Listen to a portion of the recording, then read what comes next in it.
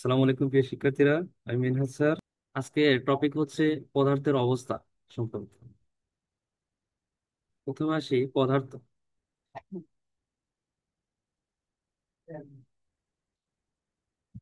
যে বস্তুর নির্দিষ্ট ভর আছে এবং জায়গা দখল করে তাকে কি বলে? পদার্থ বলে। পদার্থ জিনিসটা কি? যে বস্তুর নির্দিষ্ট ভর আছে এবং জায়গা দখল করে তাকে পদার্থ বলে।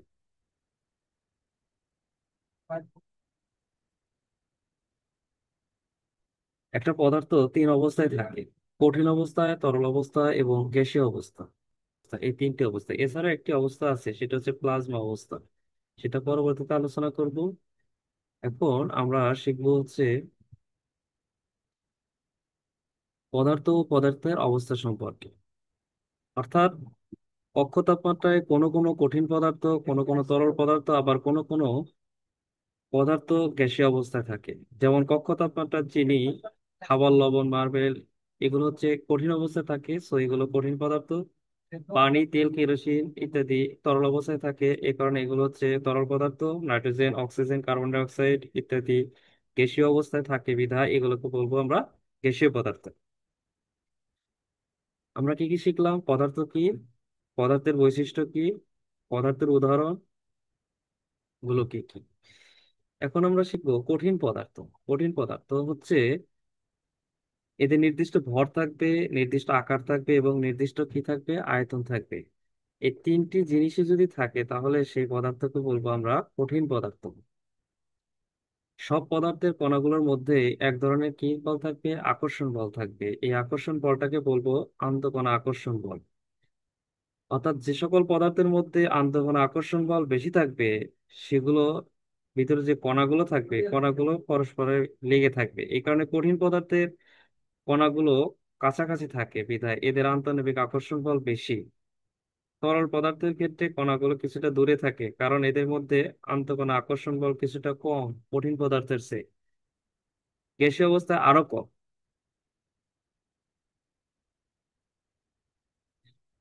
এখন আসি তরল পদার্থ।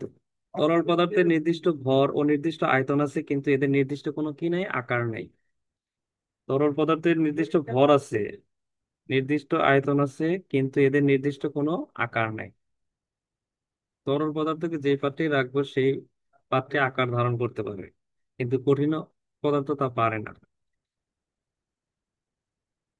তরল পদার্থের কণাগুলো কঠিন পদার্থের কণাগুলোর চেয়ে তুলনামূলক বেশি দূরত্ব থাকায় এদের মধ্যে আন্তঃনিক আকর্ষণ বল কিছুটা কম। তবে তাপ প্রয়োগ করলে তরল পদার্থের আয়তন বৃদ্ধি পায়। এই আয়তন বৃদ্ধির পরিমাণ কঠিন পদার্থের চেয়ে বেশি থাকে। এর কারণ হচ্ছে আন্তঃকণা আকর্ষণ বল। এখন কোশ্চেন, কেন তরল পদার্থের কণাগুলো কঠিন পদার্থের চেয়ে একটু বেশি দূরে অবস্থান করে? এর মেইন কারণ হচ্ছে কণাগুলোর মধ্যে আন্তঃকণা আকর্ষণ বল। তরল পদার্থের ক্ষেত্রে আন্তঃকণা আকর্ষণ বল কম থাকে, কঠিন পদার্থের ক্ষেত্রে বেশি থাকে। এই কারণে তরল পদার্থের মধ্যে কণাগুলো কঠিন পদার্থের চেয়ে একটু বেশি দূরে থাকে। আশা করি বুঝতে পারছো। এখন আসি গ্যাসীয় বা বায়বীয় পদার্থ। গ্যাসীয় পদার্থের নির্দিষ্ট ভর আছে কিন্তু নির্দিষ্ট আকার ও আয়তন নেই। যে কোনো পরিমাণ গ্যাসীয় পদার্থ ভিন্ন ভিন্ন আয়তনের পাত্রে রাখলে পদার্থটি ধারক পাত্রের পুরো আয়তন দখল করে। গ্যাসীয় পদার্থের কণাগুলো কঠিন ও তরল পদার্থের চেয়ে অনেক বেশি দূরে দূরে অবস্থান করে, তাই এদের আন্তঃকণা আকর্ষণ বল খুবই কম। চাপ প্রয়োগ করলে গ্যাসীয় পদার্থের আয়তন অনেক কমে যায়, আবার তাপ প্রয়োগ করলে গ্যাসীয় পদার্থের আয়তন অনেক বেড়ে যায়। এখন আমরা শিখবো কণার গতিতত্ত্ব সম্পর্কে। অর্থাৎ একটি পদার্থ অসংখ্য ক্ষুদ্র ক্ষুদ্র কণা দ্বারা গঠিত। এই কণাগুলো একে অপরের সঙ্গে আকর্ষণ করে থাকে। এটি মূলত করে আন্তঃকণা আকর্ষণ বলের কারণে। এছাড়া কণাগুলোর কিছু গতিশক্তি থাকে। এই আন্তঃকণা আকর্ষণ শক্তি ও কণার গতিশক্তি দিয়ে পদার্থের কঠিন, তরল ও গ্যাসীয় অবস্থা ব্যাখ্যা করা, এই তত্ত্বটাকে আমরা বলবো কণার গতিতত্ত্ব। যখন কোনো পদার্থের আন্তঃকণা আকর্ষণ শক্তি খুব বেশি থাকে তখন কণাগুলো খুবই কাছাকাছি অবস্থান করে এবং নিজেদের অবস্থান পরিবর্তন করতে পারে না।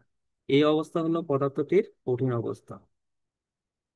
কঠিন পদার্থকে তাপ দেওয়া হলে পদার্থের কণাগুলো তাপ শক্তি গ্রহণ করে কাঁপতে থাকে, ফলে আন্তঃকণা আকর্ষণ শক্তি কমে যায় এবং কণাগুলোর মধ্যে কিছুটা গতিশক্তি প্রাপ্ত হয়। পদার্থের এই অবস্থাকে তরল অবস্থা বলে। তরল পদার্থে নির্দিষ্ট আয়তন থাকলেও নির্দিষ্ট আকার থাকে না। তরল অবস্থায় পদার্থের আরো বেশি তাপ দেওয়া হলে কণাগুলো তাপশক্তি নিয়ে গতিশক্তি বৃদ্ধি করে থাকে এবং একসময় গতিবেগ এত বেড়ে যায় যে কণাগুলোর আন্তঃকণা আকর্ষণ শক্তি থেকে প্রায় মুক্ত হয়ে বিক্ষিপ্ত হয়ে ছুটতে থাকে। পদার্থের এই অবস্থাকে বলবো আমরা গ্যাসীয় অবস্থা। আমরা চিত্রের মাধ্যমে যদি দেখতে চাই, প্রথমটি হচ্ছে কঠিন পদার্থের ক্ষেত্রে, দ্বিতীয়টি হচ্ছে তরল পদার্থের ক্ষেত্রে এবং তৃতীয়টি হচ্ছে গ্যাসীয় পদার্থের ক্ষেত্রে। এই ক্ষেত্রে আমরা দেখতে পাচ্ছি কঠিন পদার্থের কণাগুলো পরস্পরের সঙ্গে লেগে আছে, তরল পদার্থের ক্ষেত্রে কিছুটা দূরে অবস্থান, গ্যাসীয় পদার্থে সবচেয়ে বেশি দূরে দূরে অবস্থান করছে। এর একটাই কারণ, আন্তঃকণা আকর্ষণ বল।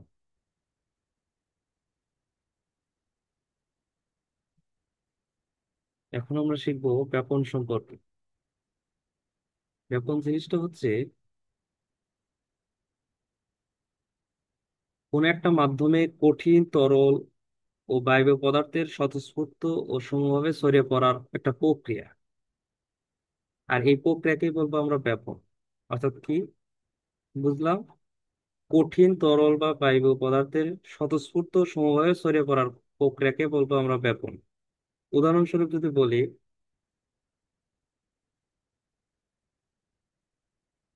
যেমন ঘরে এক কোণে যদি কোনো সুগন্ধি রেখে দেওয়া হয় তাহলে সেই সুগন্ধি এক স্থান থেকে অন্য স্থানে ছড়িয়ে পড়ে। এই ছড়িয়ে পড়াটাই হচ্ছে তার ব্যাপন।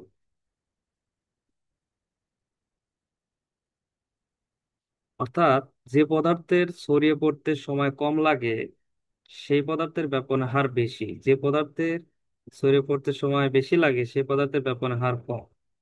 অর্থাৎ আমরা বুঝলাম ব্যাপনের হারের সাথে সময়ের ব্যস্তানুপাতিক সম্পর্ক। অর্থাৎ যার ব্যাপনের হার বেশি তার সময় লাগবে কম, যার ব্যাপনের হার কম তার সময় লাগবে বেশি। যে পদার্থের আণবিক ভর বেশি সেই পদার্থের ব্যাপনের হার কম। অর্থাৎ একটা পদার্থের যদি আণবিক ভর বেশি থাকে সেই পদার্থের ব্যাপনের হার কম হবে। এক্ষেত্রে আমরা বুঝলাম আণবিক ভরের সাথে ব্যাপনের হারের সম্পর্ক ব্যস্তানুপাতিক।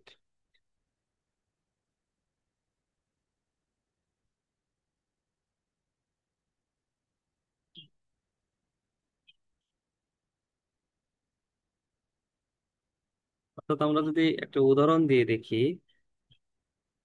এখানে দুটি গ্যাসের ব্যাপন হার দেখানো হয়েছে। প্রথম গ্যাসটি হচ্ছে হাইড্রোক্লোরিক অ্যাসিড, আর একটা হচ্ছে অ্যামোনিয়াম হাইড্রোক্সাইড। এই দুটির মধ্যে অ্যামোনিয়াম হাইড্রোক্সাইডের ব্যাপন হার বেশি, হাইড্রোক্লোরিক অ্যাসিডের ব্যাপন হার কম। এটি কেন? আমরা প্রথমে দুইটা জিনিস শিখলাম। একটা হচ্ছে কোনো পদার্থের আণবিক ভর বেশি হলে তার ব্যাপন হার কম, আর কোনো পদার্থের আণবিক ভর কম হলে তার ব্যাপন হার বেশি। এই ক্ষেত্রে অ্যামোনিয়াম হাইড্রোক্সাইডের পারমাণবিক সংখ্যা টোটাল 17 এবং হাইড্রোক্লোরিক অ্যাসিডের 36.5। এক্ষেত্রে দেখা যায় অ্যামোনিয়াম হাইড্রোক্সাইডের আণবিক ভর কম, যার কারণে এদের ব্যাপনের হার বেশি। হাইড্রোক্লোরিক অ্যাসিডের আণবিক ভর বেশি, যার কারণে এটার ব্যাপনের হার কম। একইভাবে হাইড্রোজেন, হিলিয়াম, নাইট্রোজেন, অক্সিজেন এবং কার্বন ডাই অক্সাইডের ব্যাপনের হার আমরা বের করতে পারি।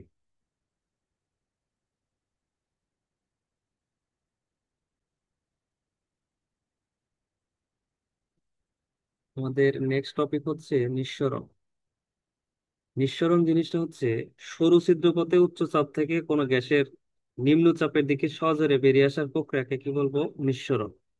অর্থাৎ একটা সরু ছিদ্রপথ থাকবে, সেখানে উচ্চ চাপে কোনো একটা গ্যাস নিম্ন চাপের দিকে সজোরে বেরিয়ে আসবে, এই প্রক্রিয়াটাকে বলবো আমরা নিঃসরণ।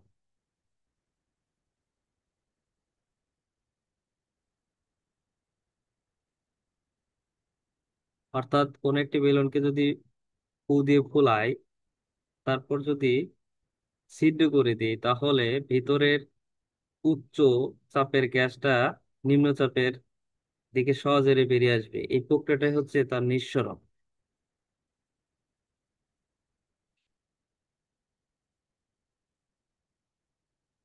আমরা যানবাহনে জ্বালানি হিসেবে সিএনজি গ্যাস ইউজ করি। সিএনজি গ্যাসের পুনরূপ হচ্ছে compressed natural gas. Compressed natural gas. এখন কোশ্চেন আসে সিএনজি গ্যাস কি? সিএনজি গ্যাসটা হচ্ছে মূলত উচ্চ চাপে সংকোচিত প্রাকৃতিক গ্যাস। উচ্চ চাপে সংকুচিত প্রাকৃতিক গ্যাস। যানবাহন চালানোর সময় এটি সিলিন্ডার থেকে উচ্চ গতিতে বেরিয়ে এসে ইঞ্জিনে প্রবেশ করে, অর্থাৎ এখানে কি ঘটে, নিঃসরণ ঘটে। এছাড়াও বাসাবাড়িতে জ্বালানি হিসেবে সিলিন্ডারে গ্যাস ব্যবহার করি। বাসাবাড়িতে যে সিলিন্ডার গ্যাস ব্যবহার করি সেই গ্যাসে মূলত প্রোপেন এবং বিউটেন গ্যাস থাকে। এই প্রোপেন এবং বিউটেন গ্যাসকে উচ্চ চাপে সংকুচিত করে তরল অবস্থায় সিলিন্ডারে ভরে রাখা হয়। পরবর্তীতে চুলা জ্বালানোর সময় যখন সিলিন্ডারে মুখ খুলে দেওয়া হয় তখন এটি গ্যাসে পরিণত হয়ে দ্রুত গতিতে বেরিয়ে আসে, অর্থাৎ এই ক্ষেত্রটিও একটি নিঃসরণ প্রক্রিয়া। এখন দেখতে পেলাম ব্যাপন এবং নিঃসরণ দুটি মূলত একই প্রকৃতির ঘটনা, কিন্তু এদের ভিতরে একটি পার্থক্য আছে। সেই পার্থক্যটা হচ্ছে ব্যাপনের ক্ষেত্রে চাপের কোনো প্রভাব নেই, কিন্তু নিঃসরণের ক্ষেত্রে চাপের প্রভাব আছে। এখন কোশ্চেন আসে অনেক সময় যে ব্যাপন এবং নিঃসরণের মধ্যে পার্থক্য লিখো। তাহলে একটাই পার্থক্য, সেটা হচ্ছে ব্যাপনের ক্ষেত্রে চাপের কোনো প্রভাব নেই, কিন্তু নিঃসরণের ক্ষেত্রে চাপের প্রভাব আছে। ব্যাপনের ক্ষেত্রে কঠিন তরল বা গ্যাসীয় পদার্থ উপযুক্ত মাধ্যমে সব দিকে ছড়িয়ে পড়ে, কিন্তু নিঃসরণের ক্ষেত্রে কেবল গ্যাসীয় পদার্থের মাধ্যমে ধারক পাত্রের সরু ছিদ্র পথ দিয়ে দ্রুত গতিতে উচ্চ চাপ থেকে নিম্ন চাপের দিকে বের হয়ে আসে।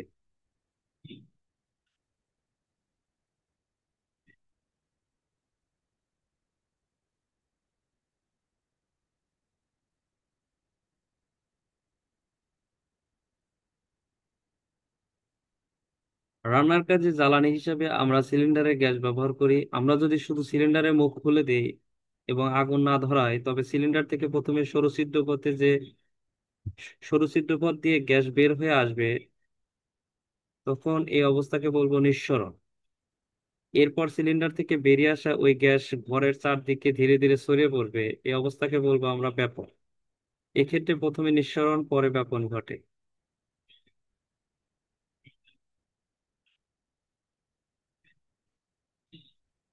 পরবর্তী টপিক হচ্ছে মোমবাতির প্রজ্বলন এবং মোমের তিনটি অবস্থা।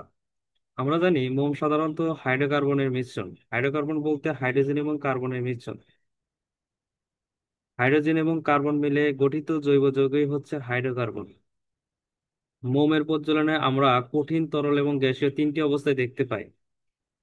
মোমবাতিতে মোমের মধ্যে একটি সুতা থাকে। এই সুতাকে যখন আগুন জ্বালিয়ে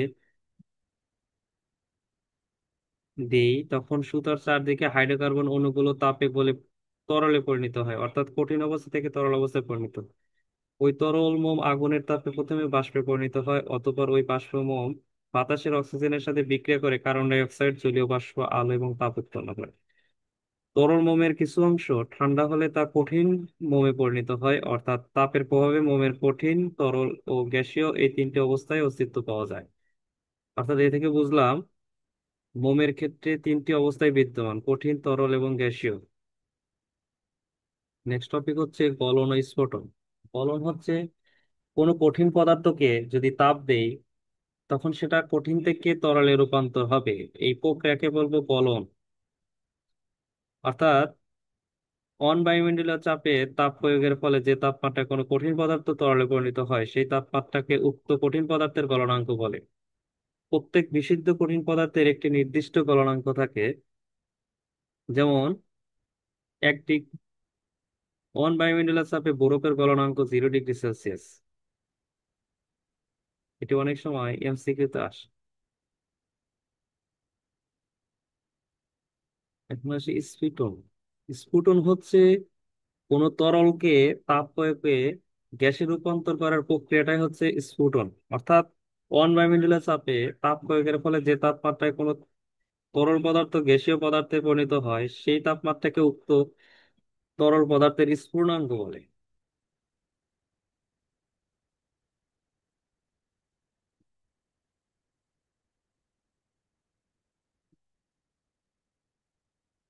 অর্থাৎ প্রত্যেক বিশুদ্ধ তরলের একটি নির্দিষ্ট স্ফুটনাঙ্ক থাকে। যেমন বায়ুমণ্ডলীয় চাপে পানির স্ফুটনাঙ্ক কত, 100 ডিগ্রি সেলসিয়াস। আমরা জানি স্ফুটনের বিপরীত প্রক্রিয়ার নাম হচ্ছে ঘনীভবন। স্ফুটনের জন্য তাপ দিতে হয়, ঘনীভবনের জন্য তাপ সরিয়ে নিতে হয়।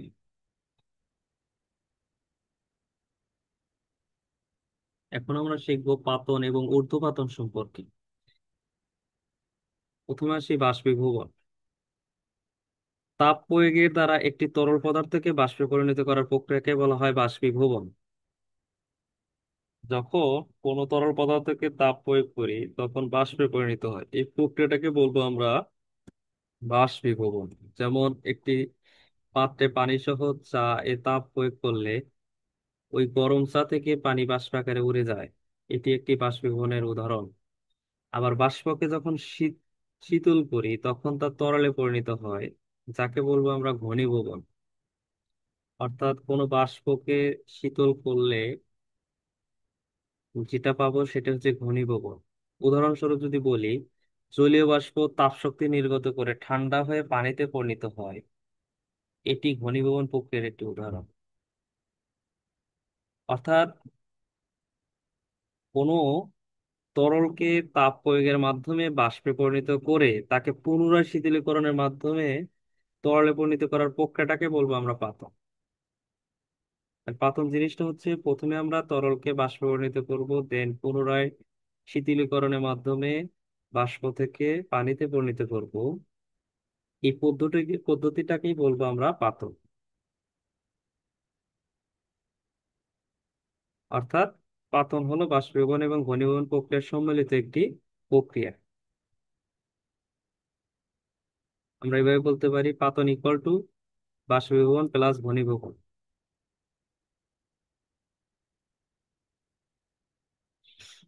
এখানে আমরা দেখতে পাচ্ছি উদ্বায়ী পদার্থের ঊর্ধ্বপাতন অবস্থা। অর্থাৎ কোনো একটা কঠিন অবস্থা সেখান থেকে তাপ প্রদানের মাধ্যমে সরাসরি গ্যাসীয় অবস্থায় আসে, তখন সেটা বলবো ঊর্ধ্বপাতন। ঊর্ধ্বপাতন জিনিসটা হচ্ছে যে প্রক্রিয়ায় কোনো কঠিন পদার্থকে তাপ প্রয়োগ করলে সেটা কঠিন পদার্থ থেকে তরলে পরিণত না হয়ে সরাসরি বাষ্পে পরিণত হয়, সেই প্রক্রিয়াটাকে বলবো আমরা ঊর্ধ্বপাতন। ঊর্ধ্বপাতনের কিছু উদাহরণ হচ্ছে যেমন নিশাদল, হাইড্রোক্লোরিক অ্যাসিড, অ্যামোনিয়াম ক্লোরাইড, কর্পূর, ন্যাপথালিন, কঠিন carbon die oxide, iodine, aluminium chloride, এগুলো এক একটা ঊর্ধ্বপাতন। এদেরকে তাপ দিলে কঠিন থেকে সরাসরি বাষ্পে পরিণত হয়।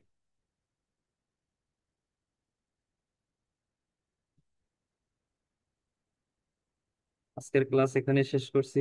আশা করি তোমরা বিষয়টি ভালোভাবে বুঝতে পেরেছো।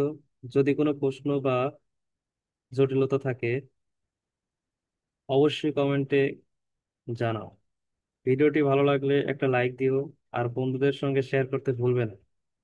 সামনে আরো গুরুত্বপূর্ণ টপিক নিয়ে হাজির হবে ইনশাআল্লাহ। ক্লাস মিস না করতে চাইলে অবশ্যই চ্যানেল সাবস্ক্রাইব করো, পেজে ফলো করে রাখো। আবার দেখা হবে পরবর্তী ক্লাসে। আল্লাহ হাফেজ।